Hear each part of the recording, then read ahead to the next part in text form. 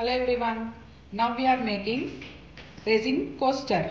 We need silicone mold, resin and hardener, one measuring jar, alcohol inks, resin pigments of different colors. We are using pigments of different colors: blender, fern, plum, marigold, olive, cinnamon. This is a set of 6 alcohol inks. First we need to take 2:1 ratio of resin and hardener and then mix it together well for 2 to 3 minutes.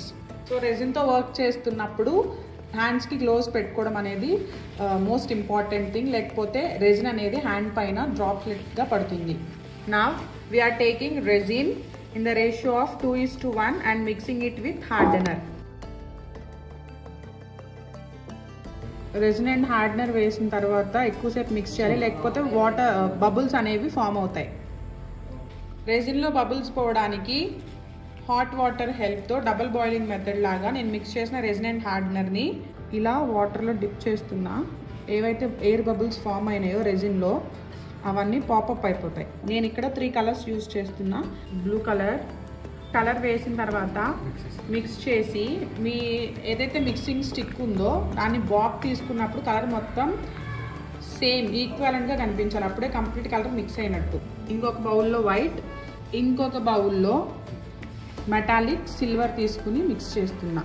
రెజిన్లో most important thing ఏంటి అంటే అది liquid కాబట్టి leveller ఒకటి check చేసుకోవాలి. మనం ఎక్కడైతే బేస్ని place చేస్తున్నామో ఆ సర్ఫేస్ మొత్తం ఈవెన్గా ఉండాలి, లేకపోతే రెజిన్ అనేది మనం పోర్ చేసిన తర్వాత వేరే ఏదైతే లోయర్గా ఉందో అటు సైడ్ మూవ్ అయిపోతూ ఉంటుంది. మనం ఏదైతే డిజైన్ అనుకుంటున్నామో దానికి తగ్గట్టు రెజిన్ని మనం పోర్ చేసుకోవాలి. నేను ఇక్కడ సిల్వర్తో ఒక వేవ్ని క్రియేట్ చేస్తున్నాను. బౌండరీ ఫిక్స్ అయిన తర్వాత మీరు ఏదైతే రెజిన్ మిక్స్ చేస్తున్నారో ఆ రెజిన్ని పోర్ చేయండి.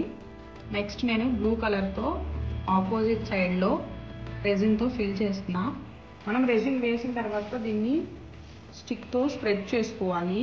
రెండింటి మధ్యలో వేవ్స్ క్రియేట్ చేయడం కోసం వైట్ రెజిన్ని పోర్ చేశాను.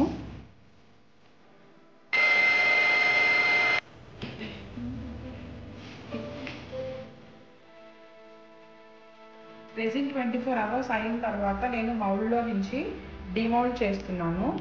సో కంప్లీట్గా రెజిన్ కోస్టర్ అయితే ఇలా డ్రై అయిపోయింది.